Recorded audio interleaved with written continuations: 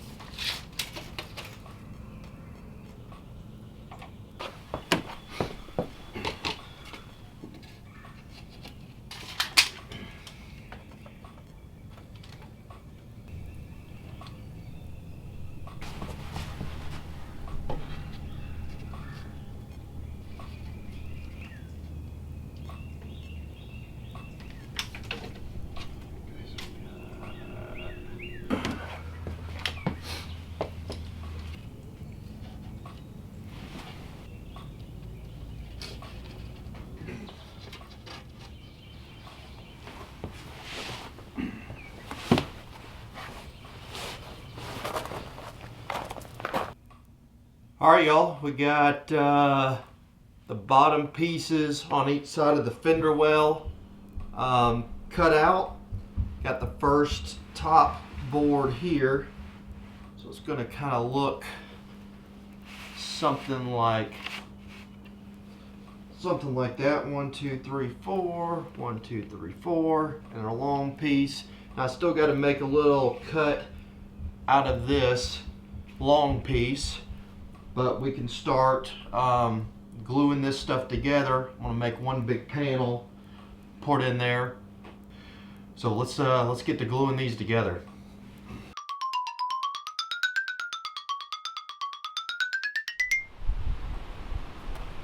So I got the paneling done. Everything's glued together. I even went and put some nailers here in the van, as you can see. Now on to the wiring today. I went with a SJ00W, which is for weatherproof. Reason I went with that, more abrasion resistant. You have your 2 or 3 strands in here. Like this is a 3-wire, so I'll be using this for a couple 3-ways in the van.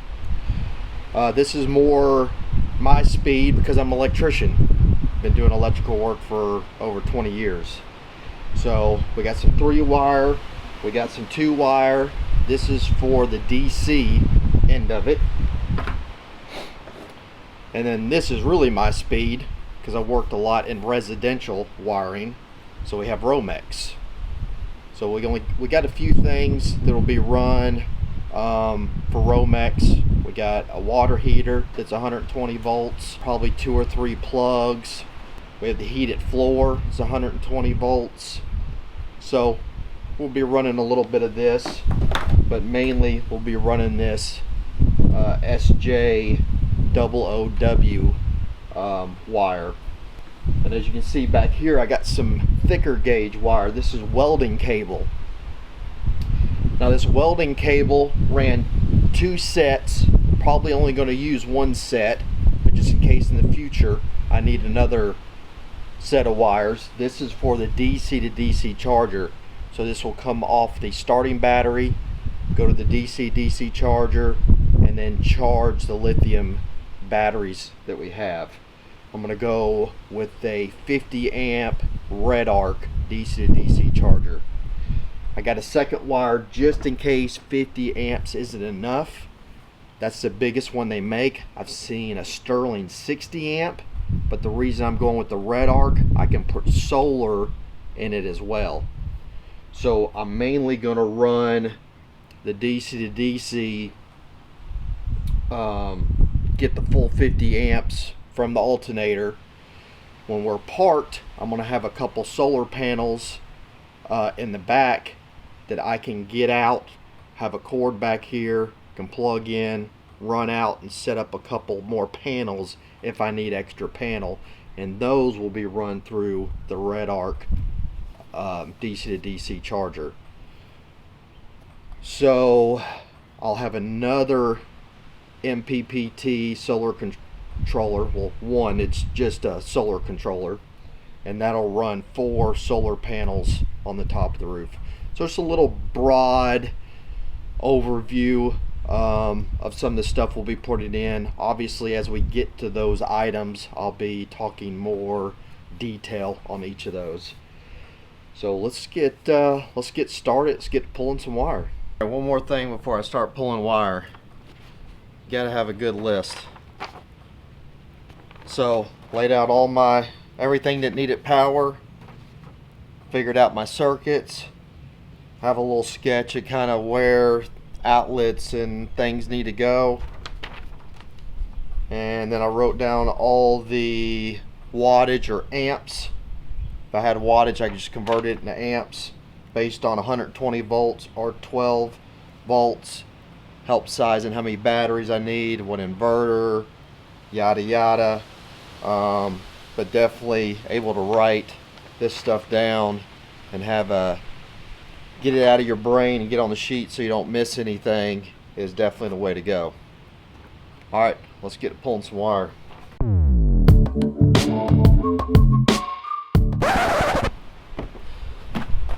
Another thing you need to do is make sure you label your circuits. So I'm going to grab a marker and some blue tape and start labeling.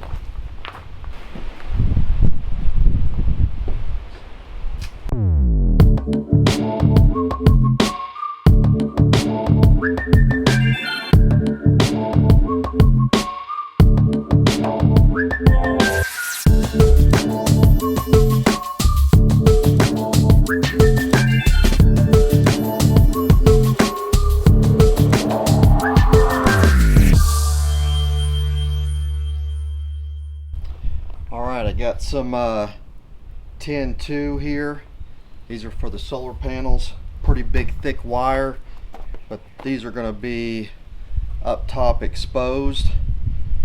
So same thing, it's a SJ00W, so it's UV. It'll take quite a bit, but I'm going to build a deck up there where your backup camera is. There's a plastic housing, and I'm going to get these 2 wires plus that switch leg up there for the floodlights.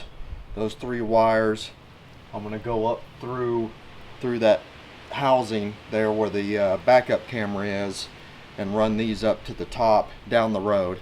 Just going to leave the wires coiled up for now.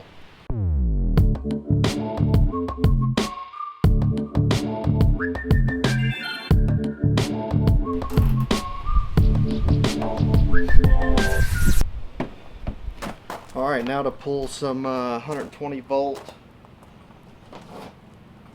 circuits out of Romex.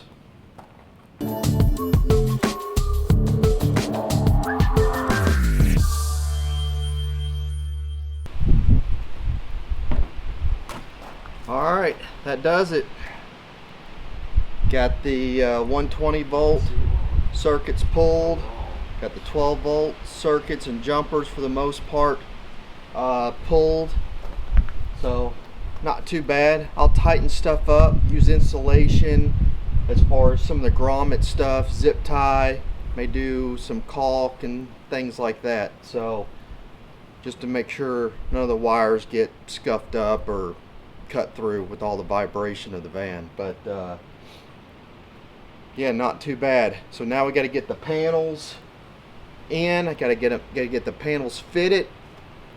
I still got to drill some holes to secure the panels with rib nuts. So we'll get those all marked out and done. Cut holes where these wires are going through. As you see, I got a big mess here in the middle, but the bed's here. So what I'll do is I'll zip tie these wires and cut across underneath the bed to the other side. So I've got to get a hole on this side, hole on that side to make sure the wires, pass the wires through. But yeah, not too bad at all. So that's what we're going to do now.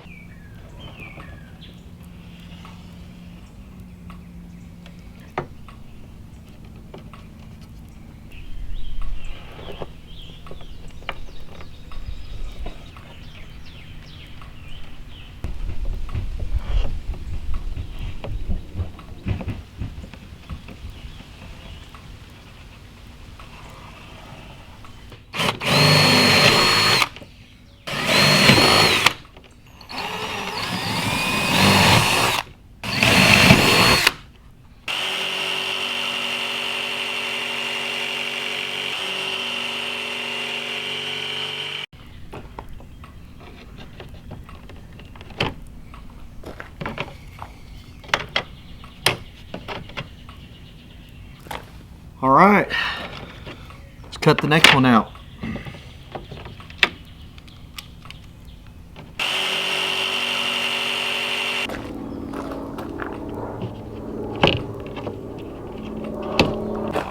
And then we'll have this electrical panel here, and we'll put it here, and I'll glue, maybe nail, probably some of that 1/2 inch Baltic birch piece back here to support this a little bit better. And then we got a couple screw holes in the back, so I have a little bit more meat there to screw into. But I'm excited. This looks great. All right, we're getting the panels prep to secure to the wall once and for all. So drilling holes out, got the rib nuts in. As you guys saw, the electrical's done. Now it's time for insulation. We are insulating with wool just like we did on the floor and on the door panels as well. So let's get to busy filling all these nooks and crannies in.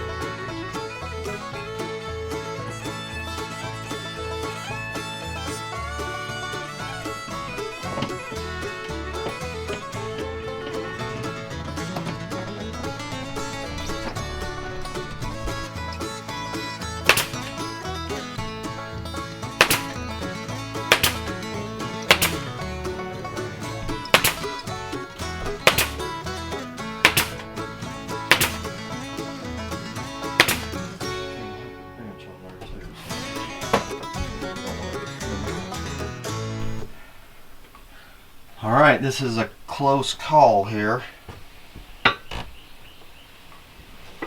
Just barely rubs. Not too bad. Not too bad at all.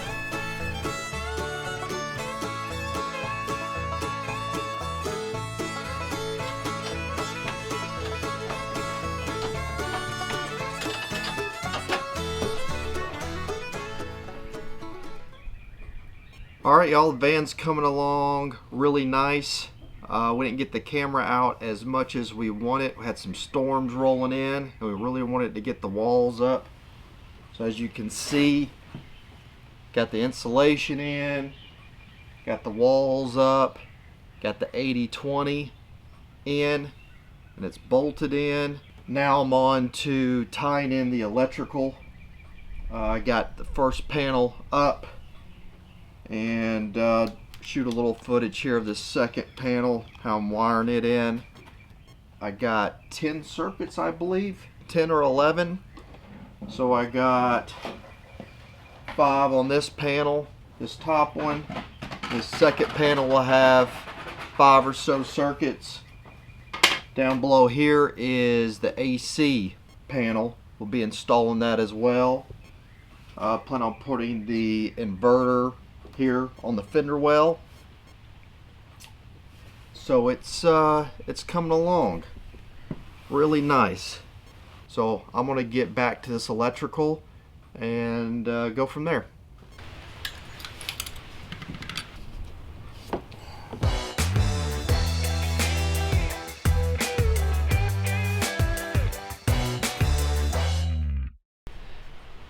So what I'm using to connect this is a crimp sleeve. This is a bigger crimp sleeve, what you use in residential.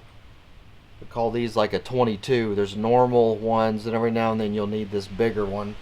But these will work as long as you crimp all these grounds together or put them in a terminal block. As long as solder them, whatever you want to do, there's several ways to make a good connection. As long as it's good connection, you'll be fine. And I've used these crimps for years and they've never let me down. So it's something I'm familiar with, know how to use them. I got the grounds done. Now I want to put these female disconnect connectors on here, and these plug into each circuit on the back. And you notice another thing, I don't know if you can see, but I have these labeled with some blue tape, and I leave the label on there even though I know where everything is going, just in case I ever need to get back in here and change things around, or a fuse, or anything happens. I still got these permanently labeled down the road. Well, as permanent as they can be.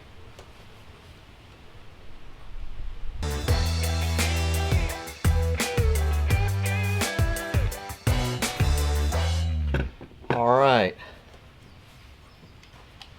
Now on these circuit breakers that I got, these panels, they come dedicated with let's see, 3 5-amp circuits. They got 2 10 amps and 2 15s. So I have a list here of what amperage I want for each circuit. Now I ran them all in 14 gauge wire, all the circuits. So as long as I don't go over that 14 gauge, I'm fine, which is a 15 amp breaker. So everything's 15 amp or below. So no problems there. Now let's take our sheet. We got panel 2. Let's see what we got here.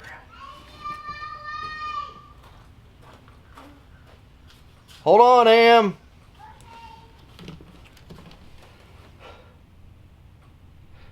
Alright, sorry about that. My son needed a butt wipe. Alright, so back to this this panel right here. So, you know, for example, you know, like the max air fan, max it pulls is 2.8 amps. So I'm gonna put that on a 5 amp breaker. The water pump can pull 10 amps, so I'm gonna put that on a 15. You want to do your 80% rule, so up to 12 amps you use a 15 amp breaker. 20 amp breaker is 18 amps max. You gotta have 20% leeway. So if something's pulling 15 amps, then you don't want to put it on a 15 amp breaker. You want to put that on a 20. So that's how I've determined what breaker I'm going to use, is based on what load the device is on the other end. Alright, so let's start hooking these up, figure out what we got here. Alright, we got a water pump. Alright, so 15. Max air fan, which we said we're going to do a 5. Then we got the fridge. Actually, we're going to put the fridge on a 10. Let's see, we got a 10 right here. Some general bedroom lights, floodlights, stuff like that. So we're going to put that on a 10. Got one more circuit. We got basically a dedicated 12 volt USB plug that's going up in the cabinet. They'll be charging electronics, camera equipment, stuff like that. So we'll put that on a 10 as well. Only got 2 10s. So let me swap that fridge. So we took the fridge from a 10 to a 15, and we'll put that plug on a 10. You want to try to match your load as close as you can to the breaker. Obviously you're worried about the wire burning up. That's why you have the breaker, basically. So this wire can only handle so much current, and so if it exceeds that, it'll pop the breaker. Or device short and stuff like that, but most things are going to be on a standard 15 or 20 amp breaker. But alright, so these are all hooked up. As you can see, they just slide right in the back here. And then what I'll do before I secure this is they came with little stickies that you can stick on this plate, just like we did up here.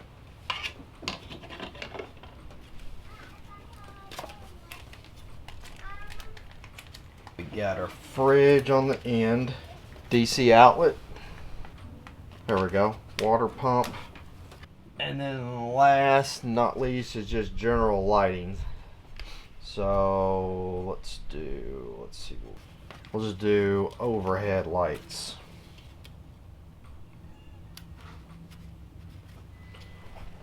Alrighty, got that sorted out. Let's grab some screws and let's just time lapse this thing going in.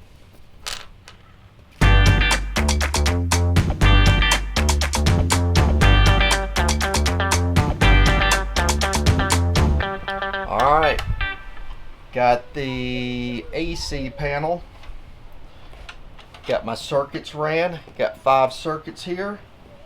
Got a couple receptacles. We got the heated floor. We got the water heater. And a garage. This garage outlet that's in my way. So this will be strapped up here to the 80/20 that runs across. We'll zip tie this up there. But, oh, and the most important, got a little piece of 6-3, so this will go into the inverter right here. So what we'll do first, we will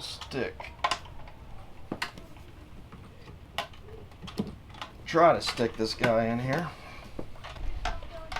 Okay. So now we got our feed from the inverter when we get that part in. And then we got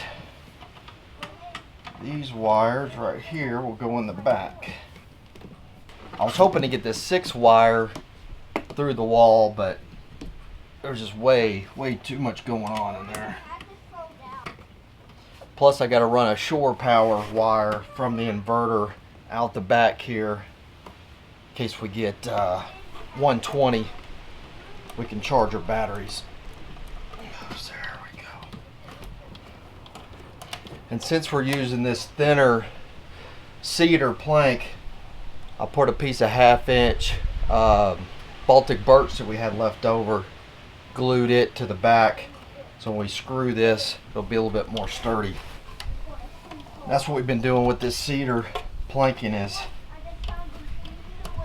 where we need a little extra support, we'll put some bracing on the back. There we go. Put a couple screws in here. I need to find those, so I'll be right back.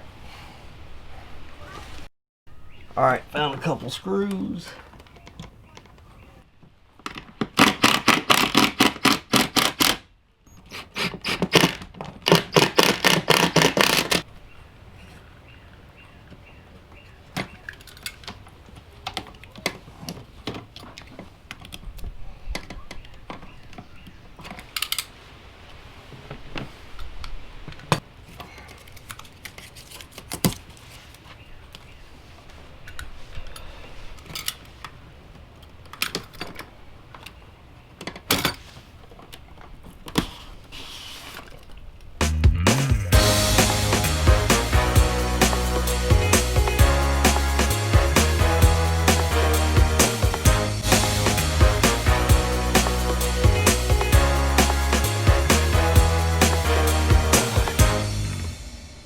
Got that in there. Man, these little panel boxes are tight.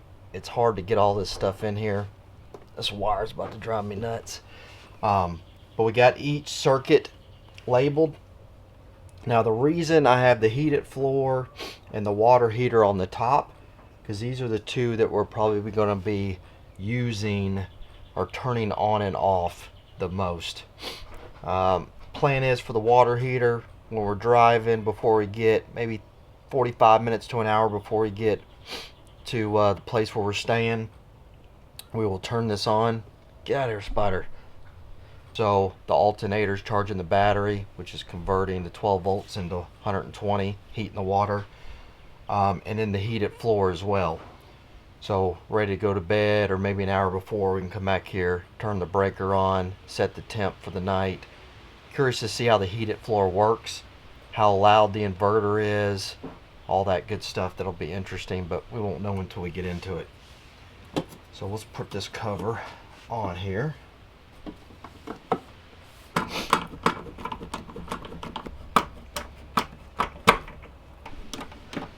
Got all the circuits wired up.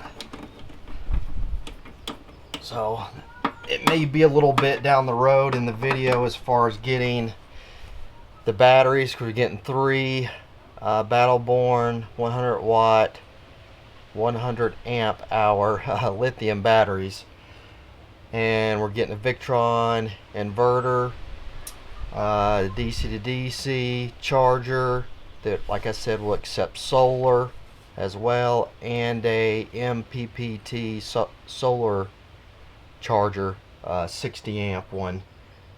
And we tie that in. All this stuff's ready to go. Just turn these circuits on.